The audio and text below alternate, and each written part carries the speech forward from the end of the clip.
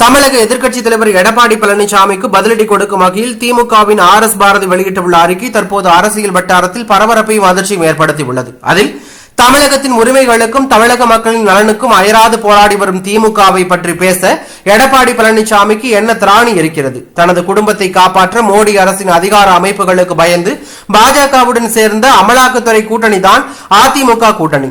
அதிமுக பாஜக கூட்டணி மகிழ்ச்சியோடு அமைந்திருக்கிறது என்கிறார் எடப்பாடி பழனிசாமி. கூட்டணி அறிவிப்பை அமித்ஷா வெளியிட்ட போது பக்கத்தில் பொம்மையாக அமர்ந்திருந்த எடப்பாடி பழனிசாமி மகிழ்ச்சி பற்றியெல்லாம் பேசுவது வேடிக்கை. கூட்டணி மகிழ்ச்சி என்றால் பட்டாசு வெடித்து கொண்டாட வேண்டியதுதானே, ஏன் செய்யவில்லை? பாஜகவுடன் இனி கூட்டணி இல்லை என பேசிய பழனிசாமி எந்த வெட்கமும் இல்லாமல் பாஜகவுடன் கூட்டணி வைத்துக் கொண்டு பேசும் வீரவசனங்களை கோமாளியின் உணர்வுகளாக தான் தமிழக மக்கள் பார்க்கிறார்கள். மத்திய பாஜகவின் காலடியில் தமிழ்நாட்டின் உரிமைகளை அடகு வைத்து தமிழகத்தை சீர்கெடுத்த ஆட்சிதான் அதிமுக பாஜக ஆட்சிகள். இந்த துரோக கூட்டணிக்கு கடந்த தேர்தல்களிலேயே தமிழக மக்கள் தோற்கடித்து தக்க பதிலடி கொடுத்தார்கள். வருகின்ற சட்டமன்ற தேர்தலிலும் இந்த அடிமை அமலாக்கத்துறை கூட்டணியை மக்கள் ஓட ஓட விரட்டி அடிப்பார்கள். பாஜகவின் காலடியில் வீழ்ந்து அடிமை சேவகம் செய்யும் எடப்பாடி பழனிசாமியின் அரசியல் அத்தியாயம் 2026 சட்டப்பேரவை தேர்தலோடு முடிய போவது உறுதி என்று அவர் கூறியுள்ளது பரபரப்பையும் அதிர்ச்சியும் ஏற்படுத்தி உள்ளது.